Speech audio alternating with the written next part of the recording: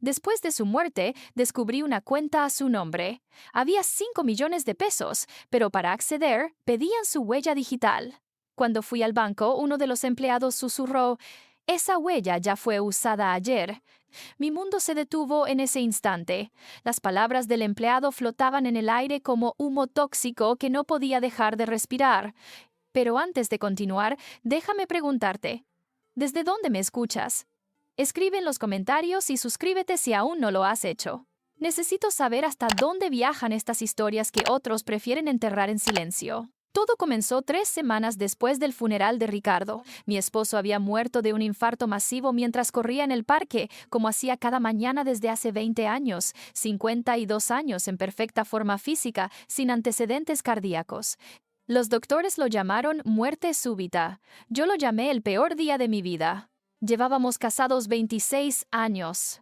26 años de rutinas compartidas, de cafés en la mañana, de discusiones tontas sobre dónde cenar los viernes. 26 años de lo que yo creía que era un matrimonio transparente, honesto, sin secretos. ¡Qué equivocada estaba! La primera señal llegó cuando estaba vaciando su oficina en casa. Ricardo era contador, trabajaba desde casa los últimos 5 años. Su escritorio era un santuario de orden, cada papel en su lugar, cada documento archivado meticulosamente.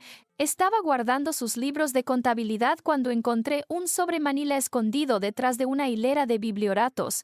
No estaba marcado, no tenía nombre, solo un sello de lacre rojo sin grabar. Lo abrí con manos temblorosas. Dentro había un documento. Una constancia de apertura de cuenta bancaria del Banco Internacional de México. Fecha: 3 años atrás. Titular: Ricardo Homero Castellanos Ruiz, mi esposo. Pero yo no conocía esa cuenta. Revisé el saldo inicial registrado. 500,000 pesos. $500,000 que yo no sabía que existían. Mi primer pensamiento fue racional. Tal vez era una cuenta de ahorros que había abierto para algún proyecto, una inversión que no había mencionado todavía. Ricardo siempre fue cuidadoso con el dinero, meticuloso. Pero entonces vi la nota escrita a mano en el margen del documento, con la caligrafía inconfundible de Ricardo. Para cuando todo se derrumbe, solo tú, código 1804 hasta 2631. 1804 era el día de nuestro aniversario de bodas, 18 de abril. En 2631 no significaba nada para mí. Al día siguiente manejé hasta la sucursal del Banco Internacional en el centro de Monterrey. Era un edificio moderno, todo cristal y acero, con ese aire de discreción que tienen las instituciones financieras que manejan fortunas grandes. No era nuestro banco habitual.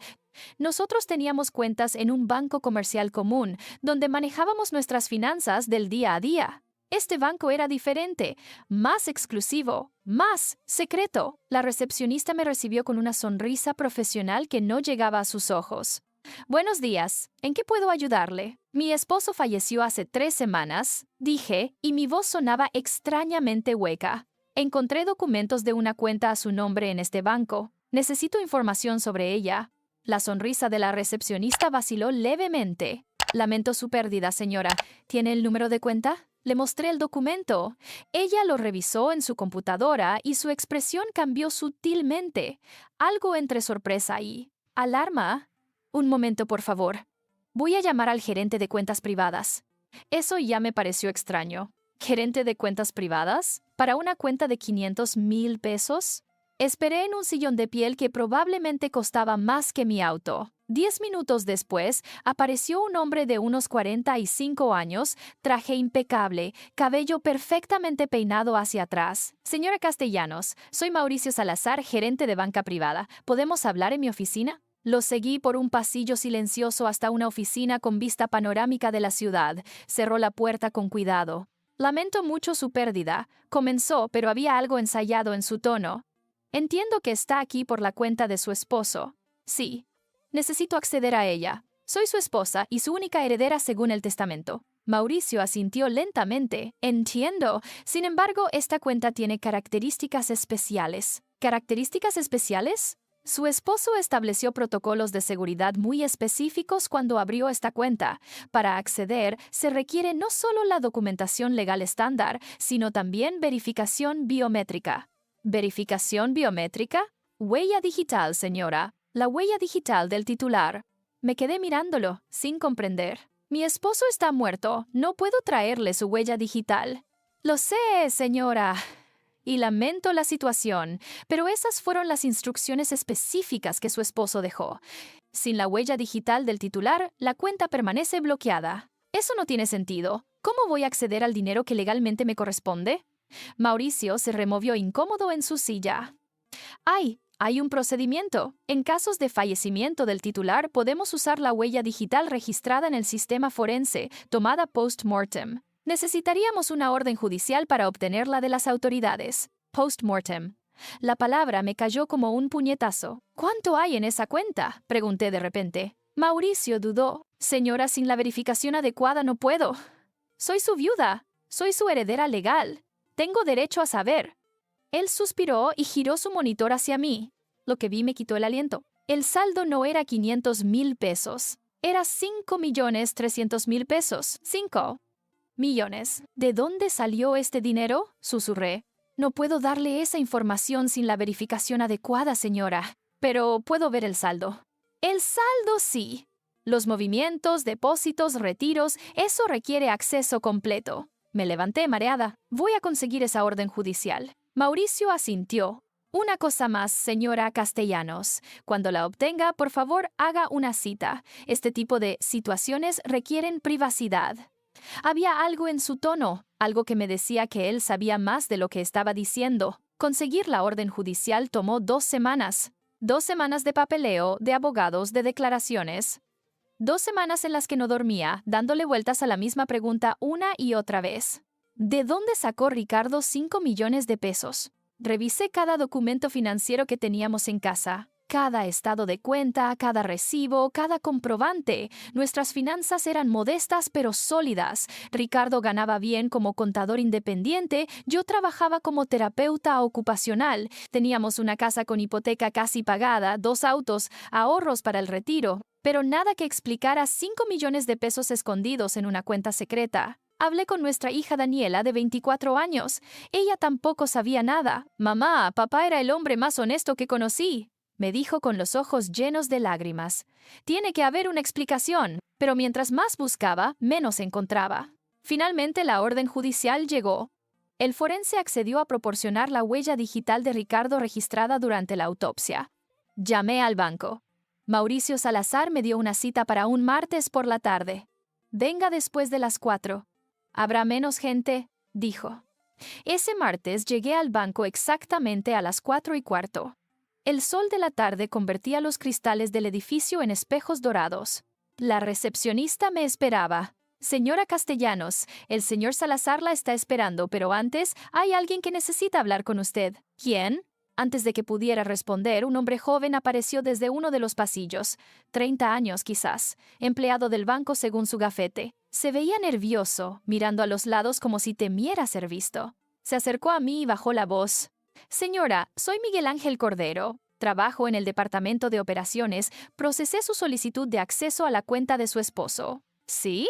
Él se acercó más. Su voz apenas un susurro. Esa huella ya fue usada ayer. El mundo se inclinó. ¿Qué?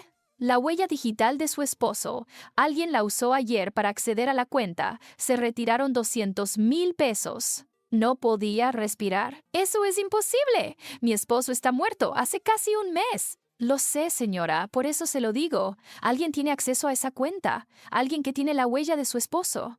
Antes de que pudiera responder, Mauricio Salazar apareció al final del pasillo. Miguel Ángel, ¿qué haces aquí? El joven empleado se tensó, me lanzó una última mirada de advertencia y se alejó rápidamente. Mauricio se acercó con expresión tensa. Señora Castellanos, ¿está lista? Tenemos todo preparado en mi oficina. Ese empleado me dijo que alguien usó la huella de mi esposo ayer, que retiraron dinero.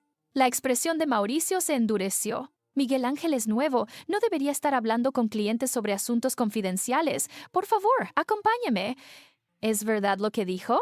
Mauricio no respondió, solo abrió la puerta de su oficina y me hizo un gesto para que entrara. Dentro había otra persona, una mujer de unos 50 años, traje sastre oscuro, portafolio de piel sobre la mesa. Señora Castellanos, dijo Mauricio, ella es la licenciada Patricia Durán, nuestra asesora legal. Dadas las circunstancias especiales de esta cuenta, ella estará presente durante el proceso. ¿Qué circunstancias especiales? Mi voz sonaba más aguda de lo normal. La licenciada Durán habló con tono medido, profesional. Señora, antes de proceder, necesito que entienda que esta cuenta tiene implicaciones legales complejas. Lo que está a punto de descubrir puede ser perturbador. Solo quiero acceder al dinero de mi esposo.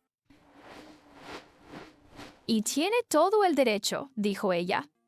Pero primero necesita saber la verdad completa. Se sentó y abrió su portafolio, sacando una carpeta gruesa. ¿Reconoce este nombre? Verónica Isabel Salinas Torres. El nombre no significaba nada para mí, ¿no? ¿Y este? Mateo Castellanos Salinas. Mi corazón se detuvo. Castellanos. El apellido de Ricardo. ¿Quién es Mateo Castellanos? La licenciada Durán intercambió una mirada con Mauricio. Es el segundo beneficiario de la cuenta de su esposo, y es quien usó la huella digital ayer para retirar 200,000 pesos. No entiendo, dije, aunque parte de mí ya estaba empezando a comprender. ¿Cómo puede alguien más usar la huella de Ricardo? La licenciada Durán deslizó un documento a través del escritorio hacia mí. Este es el contrato de apertura de cuenta que su esposo firmó hace 3 años. Aquí, en la cláusula 12, establece 2 beneficiarios con acceso biométrico, él mismo y Mateo Castellanos Salinas. Pero eso significa que la huella digital de Mateo Castellanos Salinas está registrada en el sistema como si fuera la de su esposo, completó Mauricio. Es un protocolo poco común, pero legal. Básicamente, su esposo autorizó que otra persona pudiera acceder a la cuenta usando su propia huella, pero el sistema la registra como si fuera la del titular. ¿Por qué haría Ricardo algo así? Nadie respondió. Tomé el documento con manos temblorosas y leí la cláusula. Efectivamente, ahí estaba, en letra pequeña. Autorización de acceso biométrico compartido para Mateo Castellanos Salinas con fecha de nacimiento. Me detuve en seco. La fecha de nacimiento era 25 años atrás. ¿Este Mateo tiene 25 años? Sí, señora. ¿Y tiene el apellido de mi esposo? Silencio. La licenciada Durán cerró la carpeta lentamente. Señora Castellanos, necesito preguntarle algo. ¿Su esposo alguna vez le mencionó que tenía un hijo de una relación anterior? El aire desapareció de la habitación. No, Ricardo y yo nos conocimos cuando él tenía 26 años. Me dijo que nunca había estado casado, que no tenía hijos. Daniela es nuestra única hija. ¿Está completamente segura? 26 años de matrimonio, 26 años. Si tuviera un hijo, yo lo sabría. Pero incluso mientras lo decía, las dudas comenzaban a filtrarse. Los viajes de trabajo que Ricardo hacía a Guadalajara 2 veces al año, clientes importantes, decía, las llamadas ocasionales que tomaba en otra habitación.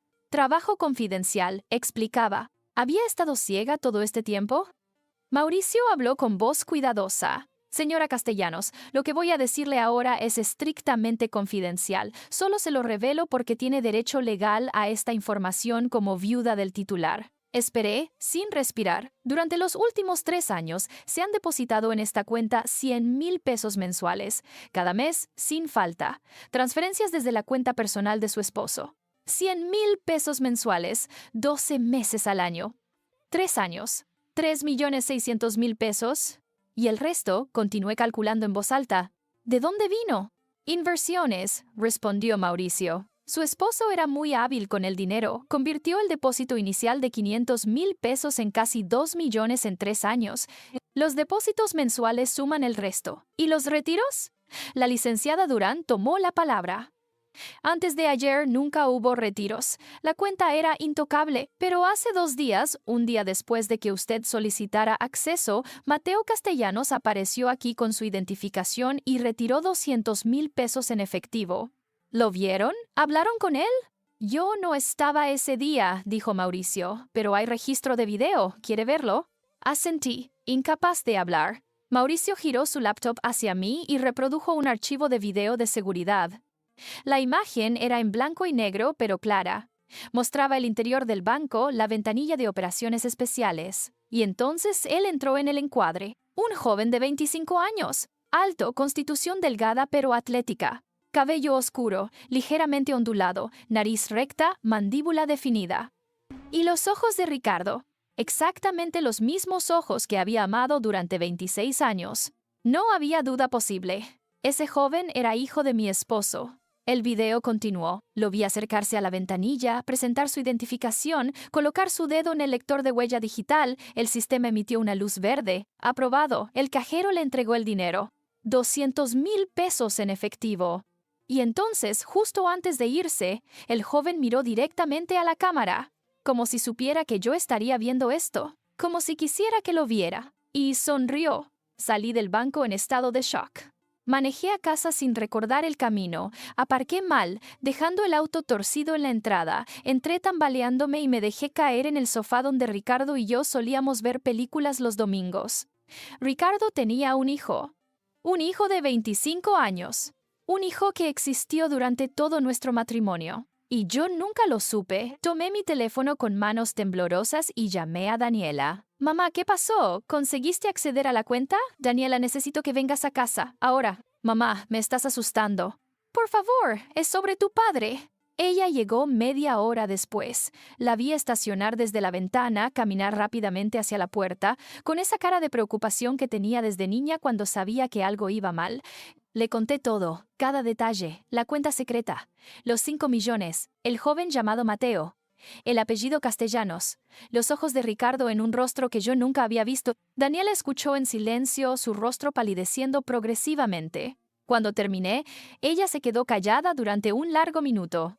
Papá no era así, dijo finalmente, pero su voz carecía de convicción. Papá nos amaba, a ti, a mí, era un buen hombre. Los buenos hombres no tienen familias secretas. No sabemos que sea una familia, solo sabemos que hay un joven con su apellido. Un joven que tiene acceso a 5 millones de pesos que tu padre escondió de mí durante 3 años. Un joven al que tu padre le estaba enviando 100,000 pesos cada mes.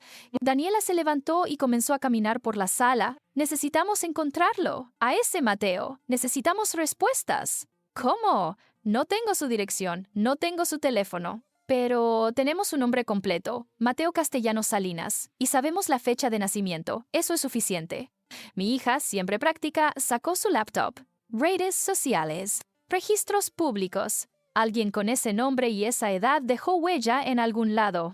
Pasamos las siguientes 3 horas buscando. Facebook, Instagram, LinkedIn, registros del SAT, directorios telefónicos. Nada.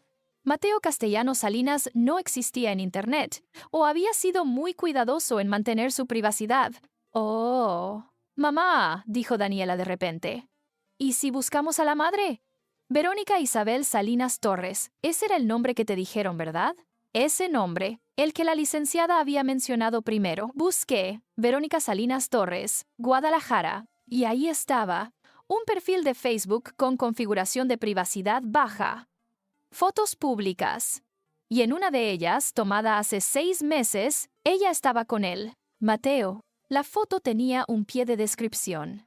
Con mi hijo en su graduación, ingeniero industrial. No puedo estar más orgullosa. Ingeniero industrial, 25 años, viviendo en Guadalajara, la ciudad a la que Ricardo viajaba 2 veces al año.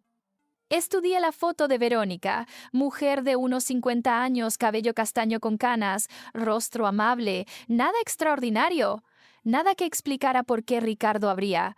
Y entonces vi otra foto, una más antigua, de hace casi 20 años, según la fecha de publicación. Era Verónica, mucho más joven, sosteniendo a un bebé, y a su lado, con el brazo rodeándola, estaba Ricardo, mi Ricardo, 20 años más joven, pero inconfundiblemente él. Daniela vio la foto al mismo tiempo que yo. Dios mío, susurró. En los comentarios de esa foto antigua, alguien había escrito: hermosa familia Vero, Ricardo es un gran hombre.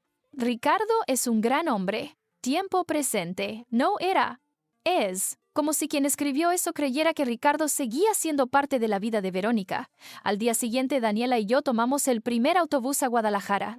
5 horas de viaje en las que ninguna de las dos habló mucho. ¿Qué se podía decir? Cada palabra que se me ocurría sonaba inadecuada ante la magnitud de la traición. Durante 26 años, Ricardo había vivido una doble vida. Durante 26 años, yo había creído conocerlo. Había una dirección en el perfil de Verónica, un barrio de clase media en Guadalajara cerca de la Universidad de Guadalajara. Tomamos un taxi desde la terminal.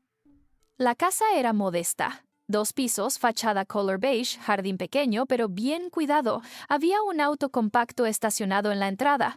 Nos quedamos paradas frente a la puerta durante lo que pareció una eternidad. ¿Estás segura de esto?, preguntó Daniela. No. Pero necesito saber. Toqué el timbre. Escuchamos pasos del otro lado. La puerta se abrió. Era ella. Verónica. Más mayor que en las fotos, con líneas de expresión alrededor de los ojos, pero la misma mujer. Nos miró con confusión. ¿Sí? Señora Salinas, comencé, y mi voz temblaba. Mi nombre es Elena Castellanos. Era la esposa de Ricardo Castellanos. El color desapareció de su rostro. Dios mío. Necesito hablar con usted. Y con su hijo Mateo. Verónica se aferró al marco de la puerta, como si necesitara algo que la sostuviera. ¿Ricardo está? Murió hace un mes. Infarto. Ella emitió un sonido ahogado. Sus ojos se llenaron de lágrimas instantáneamente. No, no puede ser. Él estuvo aquí hace 2 meses. Estaba bien, estaba perfectamente. ¿Estuvo aquí? Las lágrimas corrían libremente por su rostro ahora. Cada 2 meses durante los últimos 25 años. No, no puede estar muerto. Se desplomó contra el marco de la puerta sollozando. Daniela y yo intercambiamos una mirada. Y entonces, porque era lo humano que hacer, entramos y ayudamos a esta mujer que había amado a mi esposo tanto como yo. La llevamos hasta un sofá en la sala. Le trajimos agua. Esperamos a que pudiera hablar. Finalmente, entre sollozos entrecortados, dijo: «Ustedes no sabían de nosotros, ¿verdad?» No. Él me prometió que les diría, que algún día encontraría el momento correcto. ¿Cuánto tiempo?, pregunté. ¿Cuánto tiempo estuvieron juntos? Verónica se limpió los ojos. Nos conocimos hace 27 años. Yo trabajaba en un café cerca de su oficina en Guadalajara. Él venía por negocios una vez al mes. Empezamos a hablar. Una cosa llevó a la otra. ¿Usted sabía que estaba casado? Al principio, no. Me lo dijo 3 meses después, cuando quedé embarazada de Mateo. Me dijo que tenía una esposa en Monterrey, una hija pequeña. Me dijo que iba a pedir el divorcio, pero nunca lo hizo. Me dijo que era complicado, que necesitaba tiempo, que te amaba pero que ya no estaban bien juntos, que solo se quedaba por su hija. Las mentiras clásicas del hombre infiel, las mismas que se han dicho millones de veces a lo largo de la historia. ¿Y usted lo creyó?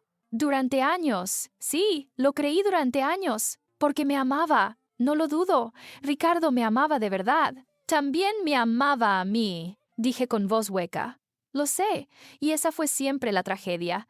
Él amaba a 2 familias. No podía elegir, no podía renunciar a ninguna de las 2. Daniela habló por primera vez. ¿Mateo sabía de nosotras? Verónica asintió. Desde que tenía 12 años. Antes de eso, Ricardo le dijo que trabajaba en el extranjero, que por eso no podía venir más seguido. Pero a los 12, Mateo empezó a hacer preguntas. Ricardo decidió decirle la verdad. ¿Cómo reaccionó? Con furia, con dolor. Dejó de hablarle a Ricardo durante 2 años, pero Ricardo nunca dejó de venir, nunca dejó de enviar dinero, nunca dejó de intentar ser su padre. ¿Y eventualmente lo perdonó? Lo entendió. No sé si lo perdonó, pero lo entendió. En ese momento, escuchamos una puerta abrirse en el 2.º piso. Pasos bajando las escaleras.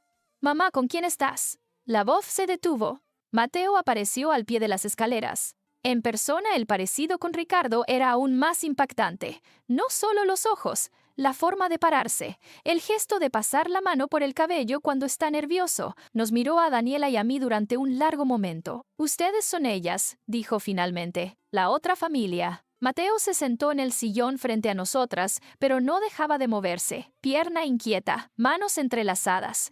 Los mismos tics nerviosos que Ricardo tenía. «¿Cómo murió?», preguntó sin rodeos. «Infarto», mientras corría. Él cerró los ojos. Siempre le dije que corriera menos, que era demasiada presión para el corazón. Ustedes hablaban seguido. No era una pregunta. Cada semana, por teléfono, cuando ustedes creían que estaba trabajando hasta tarde, estaba hablando conmigo. Las piezas se encajaban. Todas aquellas noches en que Ricardo se quedaba en su oficina hasta las 10, 11 de la noche. Cerrando la contabilidad del mes, decía. «Cliente exigente», explicaba. Mentiras. Todas mentiras. Ustedes fueron al banco, dijo Mateo. Por eso vinieron. Retiraste 200,000 pesos el día después de que yo solicité acceso a la cuenta. Tenía que hacerlo.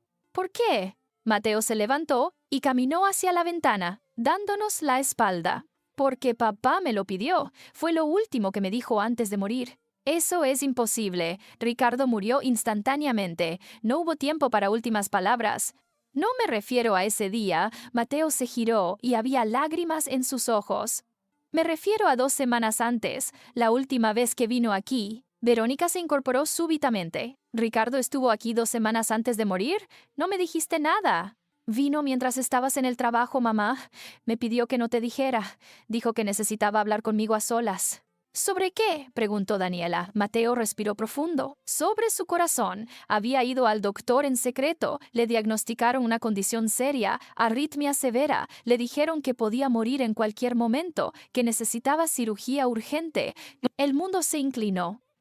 Ricardo sabía que estaba enfermo, sabía que se estaba muriendo, y no quiso operarse. Dijo que ya estaba cansado de vivir con mentiras, que prefería morir que seguir engañándolas a todas. Mateo terminó la frase con voz quebrada. Dijo que había arruinado demasiadas vidas, que era hora de que terminara. Me puse de pie tan bruscamente que el vaso de agua que tenía en la mano cayó al suelo, estrellándose en 1000 pedazos. ¿Me estás diciendo que Ricardo eligió morir? ¿Que sabía que estaba enfermo y no hizo nada? No fue así exactamente. Entonces, ¿cómo fue? Mi voz salió como un grito. Verónica sollozaba en el sofá. Daniela me tomó del brazo tratando de calmarme. Mateo se pasó las manos por la cara, exactamente como Ricardo hacía cuando estaba bajo presión. Me dijo que había estado viviendo 2 vidas durante 25 años, que amaba a mi madre, que me amaba a mí, pero que también las amaba a ustedes. Dijo que había intentado encontrar el momento correcto para decir la verdad, pero que nunca hubo un momento correcto. Y que ahora, sabiendo que le quedaba poco tiempo, tenía que tomar una decisión. ¿Qué decisión? La cuenta del banco, los 5 millones, eran para protegerlas a todas después de su muerte. Dijo que sabía que cuando ustedes descubrieran sobre nosotros, habría resentimiento, tal vez batallas legales por la herencia. Quería asegurarse de que tanto mi madre como yo tuviéramos algo independiente de todo eso. Entonces los 200,000 que retiraste fueron para el funeral, interrumpió Verónica con voz ahogada. Mateo, ¿usaste ese dinero para...? Mateo asintió lentamente. Papá me dijo que si moría sin que ustedes supieran de nosotros, yo debía retirar dinero de inmediato para su funeral. Aquí, en Guadalajara, un funeral secreto para su familia secreta. El silencio que siguió era tan denso que podía tocarse. ¿Dónde?, pregunté finalmente. ¿Dónde está enterrado? No está enterrado, respondió Mateo. Fue cremado hace 3 semanas, el mismo día de su funeral en Monterrey. Daniela fue la primera en reaccionar. Espera, ¿estás diciendo que hubo 2 funerales de mi padre al mismo tiempo? Mateo asintió, sin poder mirarla a los ojos. El funeral en Monterrey fue a las 11 de la mañana. El de aquí fue a las 4 de la tarde. Me senté de nuevo, las piernas ya no me sostenían. ¿Cómo es eso posible? El cuerpo de Ricardo, nosotros cremamos su cuerpo en Monterrey. No, dijo Mateo con voz apenas audible. Ustedes cremaron un cuerpo, pero no era el de papá. El mundo dejó de tener sentido. Eso es imposible. Yo identifiqué el cuerpo en el hospital. Yo firmé los papeles. Yo. Mamá, Daniela me interrumpió, su voz temblando. ¿Recuerdas que el funeral fue en ataúd cerrado? Lo recordaba. El director de la funeraria había explicado que debido a los procedimientos de la autopsia era recomendable no abrir el ataúd, y yo, destrozada por el dolor, simplemente había aceptado. Dios mío. Mateo sacó su teléfono y buscó algo en la galería de fotos. Nos mostró la pantalla. Era una fotografía de un certificado de defunción. Nombre: Ricardo Homero Castellanos Ruiz. Fecha de muerte: exactamente la misma. Lugar de muerte: Hospital Civil de Guadalajara. ¿Cómo?, susurré. ¿Cómo es posible que haya 2 certificados de muerte? Porque papá planeó todo, respondió Mateo guardando el teléfono. 2 semanas antes de morir vino aquí. Me dijo lo que iba a hacer. Me dijo que cuando el momento llegara yo debía llamar a cierta persona. Un contacto que él tenía en el registro civil. Estás hablando de fraude, de falsificación de documentos oficiales. Estoy hablando de un hombre desesperado que quería asegurarse de que sus dos familias pudieran despedirse de él. Verónica finalmente habló, su voz quebrada. Ricardo vino a verme la noche antes de morir. Yo no sabía que era la última vez. Cenamos juntos aquí en casa. Mateo había salido con amigos. Estuvimos solos. Me dijo que me amaba. Me dijo que lo perdonara por todos los años de mentiras. Y entonces se detuvo sollozando. ¿Entonces qué?, preguntó Daniela suavemente. Me dijo que si algo le pasaba yo debía ser fuerte, que Mateo me necesitaría, y me entregó un sobre. Me dijo que no lo abriera a menos que él muriera. Pensé que estaba siendo dramático, que era solo Ricardo siendo Ricardo. ¿Dónde está ese sobre? Verónica se levantó con piernas temblorosas y subió las escaleras. Regresó con un sobre Manila aún sellado. No he podido abrirlo. Desde que Mateo me dijo que Ricardo había muerto, no he tenido el valor. Me lo extendió con manos temblorosas. Creo que debes abrirlo tú. Lo tomé. Pesaba poco, pero se sentía como si contuviera el peso de 26 años de mentiras. Lo abrí. Dentro había una carta escrita a mano, la caligrafía de Ricardo perfecta como siempre. Comencé a leer en voz alta. Verónica, mi amor, si estás leyendo esto, significa que mi corazón finalmente cedió. Los doctores me dieron semanas, tal vez un mes, pero yo sé que será antes, puedo sentirlo fallando. Quiero que sepas que estos 25 años contigo han sido simultáneamente lo mejor y lo peor de mi vida. Lo mejor porque te amé con una intensidad que nunca supe que era posible. Lo peor porque ese amor nació de una traición y se alimentó de mentiras. Conocí a Elena cuando tenía 26 años. Me enamoré de ella honestamente. Nos casamos. Tuvimos a Daniela. Y durante los primeros años pensé que éramos felices. Pero entonces te conocí a ti. Y fue como despertar de un sueño. Contigo sentí una conexión que no sabía que podía existir. No fue un reemplazo del amor que sentía por Elena. Fue algo completamente diferente. Igual de real, igual de profundo. Sé que esto no tiene sentido, sé que el amor debería ser singular, exclusivo, pero mi corazón nunca entendió esas reglas. Amé a dos mujeres completamente, tuve dos familias, dos vidas, y al intentar tenerlas a ambas, destruí a ambas. No te pido perdón porque no lo merezco, solo te pido que recuerdes que cada momento que pasé contigo fue real, cada te amo que te dije, lo sentí, cada beso, cada abrazo, cada promesa rota, todo fue genuino en el momento en que sucedió. Cuida de Mateo, él es la única cosa completamente buena que salió de nuestra relación, él es inocente en todo esto, no dejes que cargue con la culpa de mis pecados. Y si alguna vez conoces a Elena, si nuestros mundos finalmente colisionan como siempre supe que pasaría, dile que ella tampoco fue una mentira, dile que la amé hasta el último latido de mi corazón roto, porque ese es el infierno que yo mismo creé. Un corazón lo suficientemente grande para amar a dos familias, pero lo suficientemente cobarde para nunca elegir una. Tuyo siempre, aunque nunca debí serlo, Ricardo.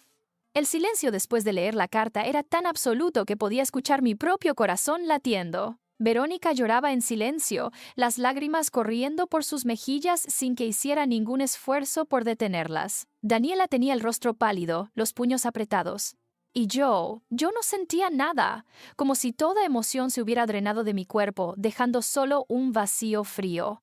«Hay otra», dijo Mateo de repente. «¿Qué?» «Otra carta. Para ustedes. Papá me la dio a mí hace 2 semanas. Me dijo que cuando ustedes vinieran a buscar respuestas, porque sabía que lo harían, yo debía dárselas». Subió las escaleras y regresó con otro sobre. Este tenía mi nombre escrito en el frente con la misma caligrafía perfecta. Lo tomé con manos que ya no temblaban. Ya no quedaba espacio para más miedo. Lo abrí y comencé a leer, esta vez en silencio. Elena, mi amada esposa, cuando leas esto, ya sabrás toda la verdad.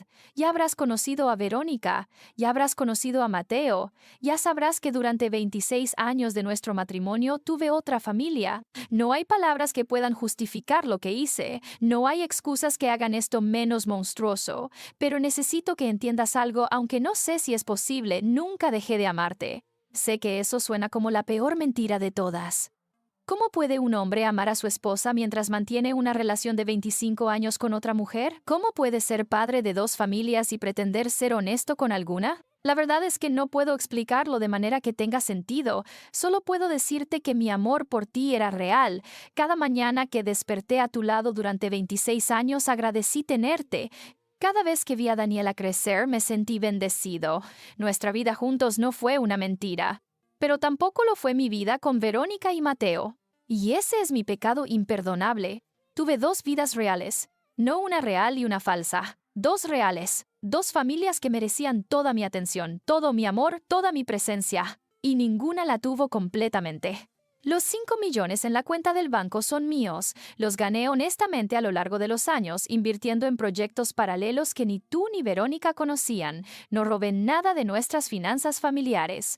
Cada peso que gasté en nuestra casa, cada centavo que ahorré para la universidad de Daniela, cada inversión que hicimos juntos, todo eso permanece intacto. Este dinero es separado, y lo dividí de la siguiente manera en mi testamento real, no el que presenté públicamente, sino el que dejé con mi abogado privado, el licenciado Marcos Elizondo, cuya información está al final de esta carta.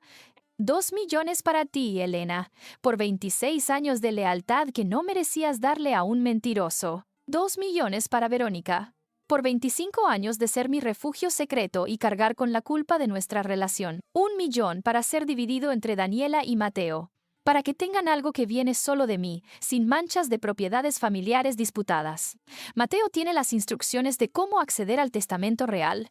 Él puede retirar el dinero usando su huella porque lo registré como cotitular. Pero tiene instrucciones estrictas de no tocar nada hasta que ustedes dos se conozcan, hasta que la verdad salga completa. Elena, sé que me odiarás. Tienes todo el derecho. Sé que nunca podrás perdonarme. No te lo pido. Solo te pido una cosa. No castigues a Mateo por ser mi hijo. No castigues a Verónica por amarme. Ellos son tan víctimas de mis mentiras como tú. Y cuida de Daniela. Ella va a necesitarte más que nunca cuando procese esto. Va a cuestionar todo lo que creía saber sobre su familia, sobre su padre. Ayúdala a entender que aunque yo fui un mentiroso, su infancia fue real. Mi amor por ella fue real. Siempre. El dolor que te causé es imperdonable. Pero espero, aunque no tengo derecho a esperarlo, que algún día puedas recordar los buenos momentos sin que el veneno de esta traición los destruya a todos. Te amé. Te amo. Te amaré más allá de la muerte. Y esa es mi maldición, morir amando a dos mujeres que merecían algo mejor que un hombre dividido. Tuyo en verdad, aunque también fui de otra, Ricardo. PD. La contraseña de mi computadora personal es Elena1804 Mateo 2631. Las fechas de nacimiento de mis dos hijos. Ahí encontrarás fotos, correos, todo. No oculté nada digitalmente porque sabía que cuando llegara este momento merecías ver la verdad completa, por dolorosa que sea. Dejé caer la carta. Daniela la recogió y la leyó completa. Cuando terminó, su rostro era una máscara de emociones contradictorias. Las fechas, susurró, el código que escribió en el primer documento. 1804 hasta 2631, no era solo nuestro aniversario de boda, era mi fecha de nacimiento. Completó Mateo. 26 de marzo del 2001. 2631. 2 fechas, 2 familias, entrelazadas en un código que representaba toda su vida secreta. Regresamos a Monterrey esa misma noche. Daniela manejó. Yo no tenía fuerzas. Antes de irnos, Verónica me abrazó. Fue extraño abrazar a la otra mujer, la que había compartido al hombre que yo creía que era solo mío. No te odio, me dijo al oído. Y espero que tú tampoco me odies. Ambas fuimos engañadas. Ambas perdimos al mismo hombre. No respondí. No sabía qué decir. Mateo le dio a Daniela un sobre con todos los documentos del banco, las instrucciones del abogado, los códigos de acceso. Tu padre quería que esto se dividiera justamente, le dijo a mi hija. Yo no quiero pelear por dinero. Ya tuve suficiente de secretos y mentiras. Durante el viaje de regreso, Daniela y yo no hablamos, cada una procesando lo imposible de procesar. Cuando llegamos a casa eran casi las 3 de la madrugada, pero ninguna de las dos podía dormir. La computadora, dijo Daniela, tenemos que ver lo que hay en su computadora. La laptop personal de Ricardo estaba en su oficina, exactamente donde la había dejado el día que salió a correr y nunca regresó. La encendí, pedía contraseña. Con manos temblorosas escribí, Elena, 1804 Mateo, 2631. La pantalla se desbloqueó, y ahí estaba todo, carpetas.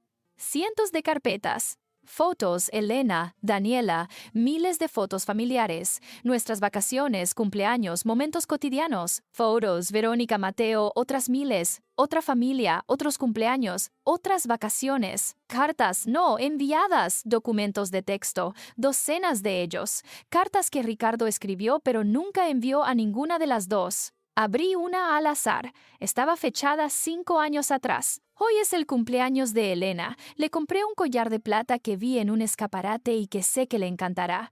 Esta noche la llevaré a cenar a ese restaurante italiano que tanto le gusta. Mañana es el cumpleaños de Verónica. Le compré unos aretes de jade que encontré en una tienda de artesanías. Pasado mañana viajaré a Guadalajara con la excusa de un cliente urgente. 2 cumpleaños con un día de diferencia. 2 mujeres que merecen toda mi atención. Y yo, dividido entre 2 mundos, sin pertenecer completamente a ninguno. ¿Cuándo se convirtió esto en mi vida? ¿Cuándo dejé de ser una persona y me convertí en 2 versiones de mí mismo? El Ricardo que es esposo de Elena y padre de Daniela es real. El Ricardo que es pareja de Verónica y padre de Mateo también es real. Y el hombre que escribe esto, en la oscuridad de su oficina a las 2 de la mañana, odiándose por no tener el valor de elegir, ese también es real. Dios, qué cansado estoy de mentir, qué cansado estoy de recordar qué le dije a quién, qué historia conté en qué casa, pero no puedo parar. Porque detenerme significa destruir a una de las familias que amo, y no tengo el valor para hacerlo. Daniela lloraba en silencio a mi lado mientras leíamos. Había más. Mucho más. Una carpeta llamada Finanzas Detalladas mostraba meticulosamente cada peso que Ricardo había gastado en cada familia. Separado, organizado. Como si mantener las cuentas transparentes pudiera de alguna manera limpiar la mentira fundamental. Una carpeta llamada Plan Final contenía instrucciones detalladas de qué hacer cuando él muriera. Contactos, abogados, números de cuenta, todo planeado con la precisión que caracterizaba a Ricardo. Incluso había un video, estaba etiquetado para Elena y Daniela después. Daniela me miró, lo vemos, asentí, lo reprodujimos. La imagen mostraba a Ricardo sentado en su oficina. Se veía cansado, ojeroso. La fecha en la esquina del video decía 2 semanas antes de su muerte. Y Lena. Daniela comenzó su voz grabada y el dolor de escucharla de nuevo casi me destroza. Si están viendo esto, significa que ya saben todo.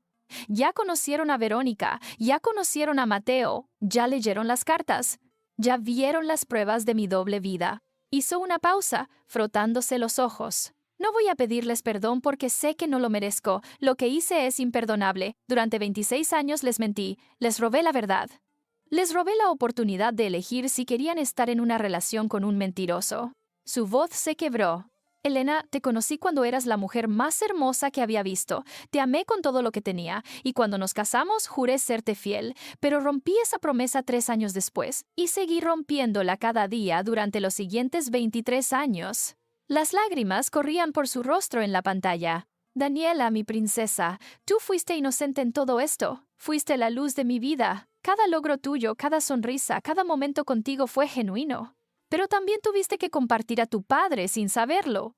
La mitad de los viajes de trabajo que hice, la mitad de los fines de semana que dije que tenía que trabajar, estaba con tu hermano. Sí, tienes un hermano, Mateo. Y él es tan inocente como tú. Se inclinó hacia la cámara. Lo que voy a decirles ahora es importante. Escúchenlo completo antes de juzgar. Respiró profundo. Hace un mes fui al cardiólogo. Arritmia severa.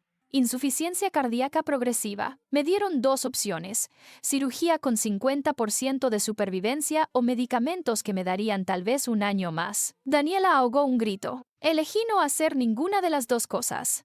Ricardo continuó en la pantalla. Elegí no hacer ninguna de las 2 cosas porque me di cuenta de algo fundamental. Yo ya estaba muerto, emocionalmente, espiritualmente, moralmente. Ya estaba muerto.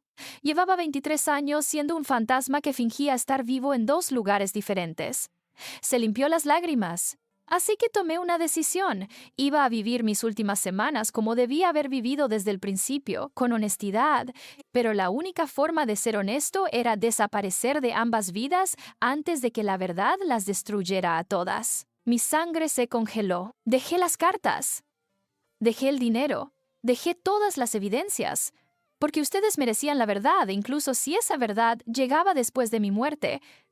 porque soy un cobarde que no pudo decirla en vida. Hizo una pausa larga. El día que morí no fue accidente. Bueno, técnicamente sí lo fue. Mi corazón realmente falló mientras corría, pero yo sabía que iba a fallar. El doctor me dijo que el ejercicio intenso con mi condición era suicidio y aún así salí a correr esa mañana. Corrí más rápido que nunca, empujé mi corazón hasta el límite. Daniela se cubrió la boca con la mano, ahogando un sollozo.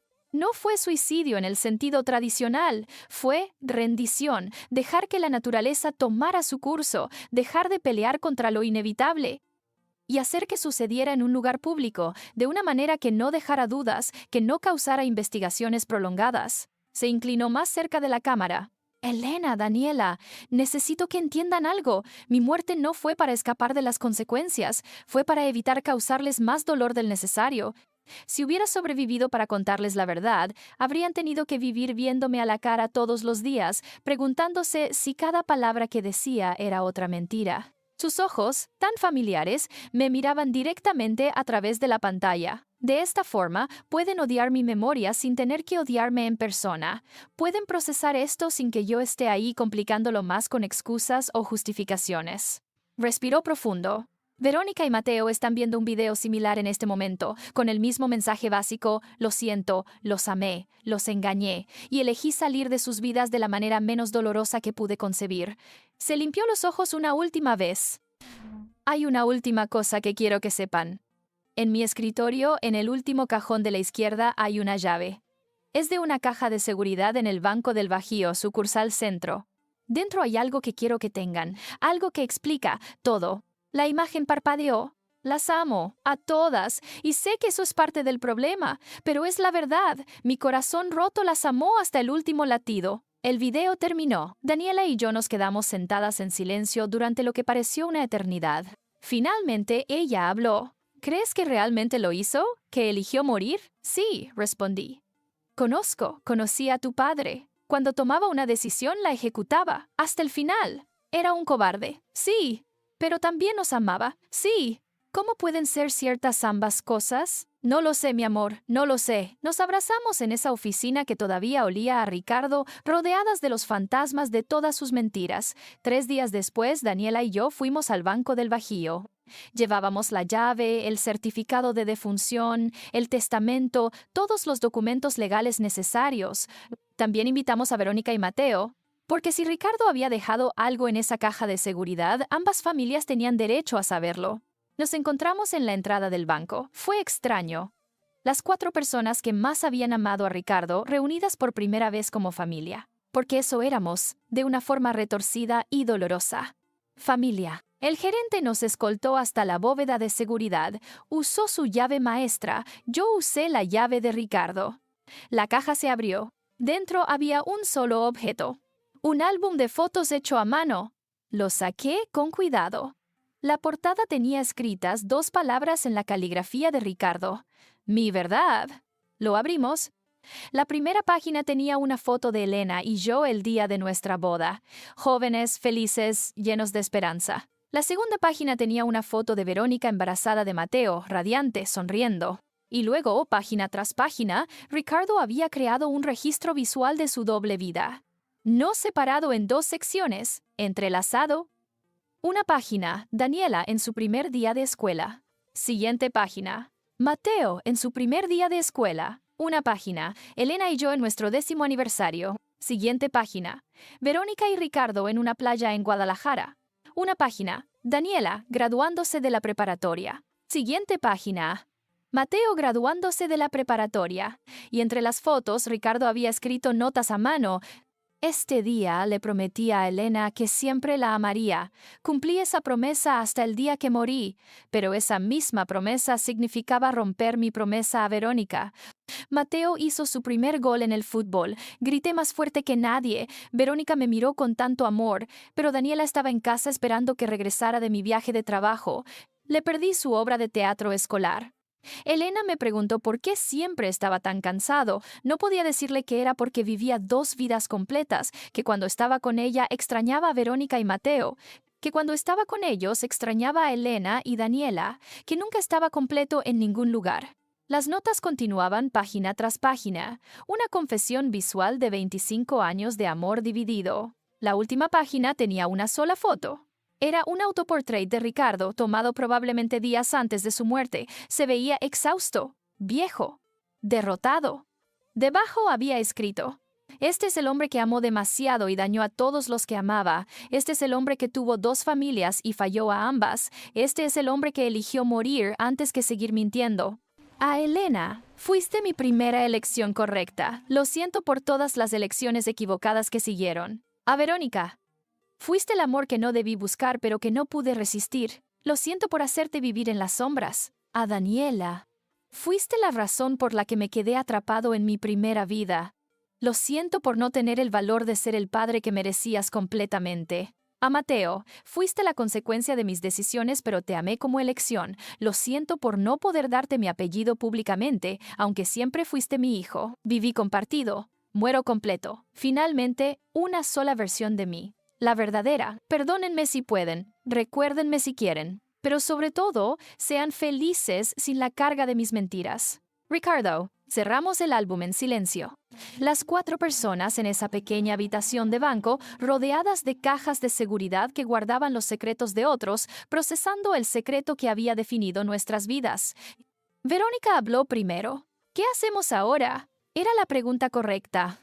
¿Qué hacían 2 familias creadas por un hombre que las amó a ambas pero engañó a ambas? Miré a Mateo. Tenía los ojos de Ricardo, pero la expresión era diferente, más honesta, más abierta. Miré a Verónica. Había amado al mismo hombre que yo, pero desde un ángulo completamente diferente. Miré a Daniela, mi hija, que ahora tenía que procesar que tenía un hermano. Creo, dije finalmente, que hacemos lo que Ricardo no pudo hacer. Elegimos la verdad. Epílogo. 6 meses después, estoy sentada en un café en la Ciudad de México, punto medio entre Monterrey y Guadalajara. Frente a mí está Verónica. Tomamos café juntas una vez al mes ahora. No somos amigas exactamente, pero tampoco somos enemigas. Somos algo nuevo, algo sin nombre. 2 mujeres unidas por haber amado al mismo hombre imposible. ¿Cómo está Mateo?, preguntó. Bien. Comenzó un nuevo trabajo. Ingeniería de proyectos. Está saliendo con alguien. De hecho, Verónica sonríe, pero hay tristeza en sus ojos. Una chica que conoció en el trabajo. Le dije que no tenga miedo de ser honesto con ella, que aprenda de los errores de su padre. Asiento. Daniela me dijo lo mismo la semana pasada. Ella también está rehaciendo su vida. Terminó con su novio de 3 años.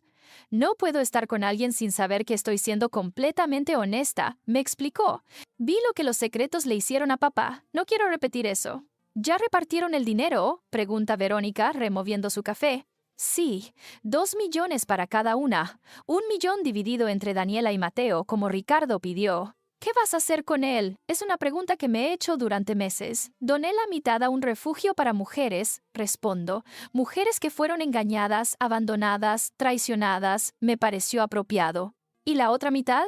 La guardé, para la vejez, para emergencias, Me detengo, para recordarme que sobreviví esto, que puedo sobrevivir cualquier cosa. Verónica asiente lentamente. Yo usé parte del mío para la hipoteca de la casa. Lo demás está en una cuenta de ahorros para Mateo, para cuando forme su propia familia, una que no esté construida sobre mentiras. Bebemos nuestro café en silencio por un momento. ¿Lo extrañas?, pregunta ella de repente. Es una pregunta peligrosa, una que nos hemos evitado durante meses. Todos los días, admito, extraño al hombre que creí que era. Extraño las mañanas tomando café juntos. Extraño su risa, su forma de resolverlo todo con números y lógica. Pero no extraño las mentiras, continuó. No extraño vivir en una ilusión. A veces pienso que el Ricardo que yo conocí nunca existió realmente. Era solo una versión de él, la mitad de un hombre. Yo pienso lo mismo, dice Verónica. Y me pregunto si el Ricardo real era el que ninguna de nosotras conoció, el que estaba solo en su oficina escribiendo esas cartas que nunca enviaba. Es una posibilidad aterradora, que el único Ricardo honesto era el que existía en soledad, sin ninguna de nosotras. Daniela y Mateo se ven cada 2 semanas ahora, le cuento. Se están conociendo, como hermanos. Verónica sonríe genuinamente esta vez. Mateo me cuenta, dice que Daniela es muy mandona. Daniela dice que Mateo es muy terco. Nos reímos. Es extraño reír juntas. pero también se siente.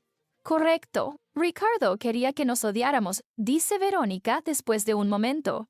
Creo que planeó todo para que cuando descubriéramos la verdad, peleáramos por el dinero, por su memoria, por quién lo amó más. Pero no lo hicimos, no, porque ambas entendimos algo que él nunca entendió. ¿Qué? Que el amor no tiene que destruir, que la verdad, por dolorosa que sea, es mejor que las mentiras, que podemos elegir ser diferentes a él. Termino mi café, miro por la ventana del café. La Ciudad de México fluye afuera. Millones de personas viviendo sus vidas, cargando sus propios secretos, sus propias verdades. ¿Sabes qué es lo más loco de todo esto? Digo finalmente. ¿Qué? Que después de todo, después de las mentiras y la traición y el dolor, lo entiendo. No lo justifico, nunca lo justificaré, pero lo entiendo. Verónica me mira con ojos brillantes. Ricardo era profundamente humano, demasiado humano, amó más de lo que podía manejar, quiso más de lo que podía sostener, y en lugar de elegir, trató de tenerlo todo. Y al final no tuvo nada, completa Verónica. Murió solo en un parque, con dos familias que no sabían de la otra. Murió sin poder despedirse de ninguna completamente. Saco de mi bolso algo que he estado cargando durante semanas. Es el anillo de bodas de Ricardo. Lo recuperé de sus pertenencias después del funeral. Quiero que tengas esto. Le digo a Verónica, extendiéndolo a través de la mesa. ¿Qué? No, yo no puedo. Él lo usó durante nuestro matrimonio, pero era un símbolo de una promesa que rompió. Ya no significa nada para mí. Y creo que tú también mereces tener algo que pruebe que lo que tuvieron fue real, aunque estuvo mal, fue real. Verónica toma el anillo con manos temblorosas. Las lágrimas corren por sus mejillas. Gracias, susurra. Nos quedamos sentadas un rato más. Dos mujeres en un café, unidas por un hombre muerto que las amó a ambas de la peor manera posible. Esa noche, de regreso en Monterrey, Daniela viene a cenar. Cocinamos juntas, como hacíamos antes, pero ahora hay algo diferente. Una apertura, una honestidad que no existía cuando Ricardo estaba vivo. Mamá, dice mientras picamos verduras, ¿alguna vez lo perdonarás? Es una pregunta que ella me ha hecho en diferentes formas durante meses. No lo sé, respondo honestamente. Algunos días pienso que sí, otros días pienso que nunca, y otros días me doy cuenta de que el perdón no es la pregunta correcta. ¿Cuál es la pregunta correcta? ¿Puedo seguir adelante sin que su traición me defina? ¿Puedo recordar los buenos momentos sin que el veneno de las mentiras los destruya todos? ¿Puedo amar de nuevo sin miedo? ¿Y puedes? Me detengo. Miro a mi hija. 24 años, toda su vida por delante, toda su capacidad de amar aún intacta. No lo sé todavía, pero lo estoy intentando. Daniela deja el cuchillo y me abraza. Mateo me dijo algo interesante la semana pasada. ¿Qué? Dijo que papá le escribió una carta cuando tenía 18 años. Una carta explicándole por qué tenía dos familias. Y al final, papá le preguntó, ¿qué habrías hecho tú en mi lugar? ¿Y qué respondió Mateo? Dijo que habría elegido, que habría lastimado a una familia para ser honesto con la otra, que el dolor de una elección honesta es mejor que el dolor de una mentira sostenida. Es sabio para su edad. Lo es. Creo que va a ser un buen hermano. Terminamos de cocinar, cenamos, hablamos de cosas mundanas, trabajo, amigos, planes para el futuro. Y por primera vez en meses no hablamos de Ricardo, porque estamos aprendiendo a vivir en un mundo donde él ya no está. Un mundo más honesto, más doloroso tal vez, pero más real. Un año después del día en que entré a ese banco y escuché las palabras que cambiarían mi vida para siempre, estoy de pie frente a la tumba de Ricardo. No es una tumba real. Sus cenizas fueron esparcidas, mitad en Monterrey, mitad en Guadalajara, pero hay una placa conmemorativa aquí, en el panteón donde su familia ha estado enterrada por generaciones. Dice simplemente, Ricardo Homero Castellanos Ruiz, amado padre y esposo. No dice toda la verdad, pero ninguna placa podría hacerlo. Coloco flores, no rosas rojas como solía traerle en nuestros aniversarios. Crisantemos blancos, flores de verdad, de honestidad. Hola, Ricardo, digo en voz alta, aunque no hay nadie cerca que pueda escucharme. Han pasado un año, el viento sopla suavemente. Es una tarde tranquila de otoño. Conocí a Verónica, conocí a Mateo, vi toda la verdad que escondiste durante 26 años. Hago una pausa, ordenando mis pensamientos. Quiero odiarte. Dios sabe que tengo derecho. Me mentiste, nos mentiste a todos. Viviste una doble vida y nos robaste la posibilidad de elegir si queríamos ser parte de eso. Las hojas secas crujen bajo mis pies. Pero también quiero agradecerte, porque al morir de la forma en que lo hiciste, al dejar todas esas pistas, todas esas confesiones, nos diste algo que no nos diste en vida. Nos diste la verdad. Y la verdad, por brutal que sea, es mejor que vivir en una mentira bella. Me siento en el pasto frente a la placa. Daniela está bien. Está saliendo con alguien nuevo, un chico que trabaja en su banco. Esta vez, ella está siendo completamente honesta sobre sus miedos, sus inseguridades, su familia complicada, y él la acepta toda. Mateo también está bien. Verónica dice que finalmente hizo las paces con tu memoria. Ya no está enojado, solo, triste, pero es una tristeza sana, una que le permite seguir adelante. Verónica y yo somos algo extraño, no amigas, no exactamente, pero tampoco enemigas. Somos dos mujeres que sobrevivieron al mismo hombre, y hay un vínculo en eso, uno que nadie más puede entender. Me levanto, sacudiendo el pasto de mis pantalones. No sé si alguna vez te perdonaré completamente, pero estoy tratando de entender. Estoy tratando de ver al hombre completo, no solo al mentiroso o solo al amante. Ambos eran tú, y esa complejidad, esa es la verdad más dura de todas. Que las personas no son solo buenas o malas, que puedes amar profundamente y aún así causar daño terrible, que las mejores intenciones pueden pavimentar los caminos más destructivos.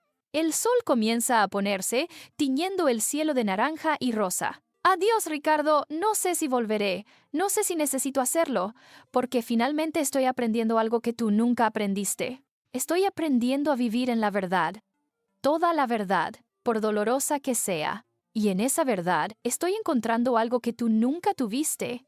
Paz. Me alejo de la tumba sin mirar atrás, porque ese es el final real, no el perdón, no la venganza, no el olvido. Simplemente seguir adelante. Con la verdad como compañera, con las heridas como maestras, con el futuro como lienzo en blanco. Y mientras manejo de regreso a casa, mi teléfono suena. Es Daniela. Mamá, ¿dónde estás? Yendo para allá, ¿por qué? Mateo y yo organizamos una cena. En tu casa. Los cuatro. Tú, yo, él y Verónica. Pensamos y que ya es hora de que dejemos de ser fragmentos de la vida de papá y empecemos a ser nuestra propia familia. Mi corazón se llena de algo que no había sentido en meses. Esperanza. Voy para allá, digo, y mi voz suena más ligera de lo que ha sonado en un año. Porque esto es lo que Ricardo nunca entendió, que la familia no tiene que ser perfecta, que el amor no tiene que ser simple, que la verdad, por complicada que sea, siempre es mejor que la mentira más cómoda. Y que al final no somos definidos por los secretos que nos lastimaron. Somos definidos por cómo elegimos sanar. Juntos, honestamente, completamente. Si esta historia te llegó al corazón, déjame saber desde dónde me escuchas. Escribe en los comentarios y suscríbete si aún no lo has hecho, porque historias como esta necesitan ser contadas. Los secretos que nos destruyen, las verdades que nos liberan, y la familia que elegimos crear después de que todo se derrumba. Esta fue mi historia, la historia de un hombre que amó demasiado y mintió más, la historia de dos mujeres que decidieron no ser enemigas, y la historia de dos hermanos que encontraron familia en el lugar más inesperado. Gracias por escuchar hasta el final. Hasta la próxima historia que merece ser contada.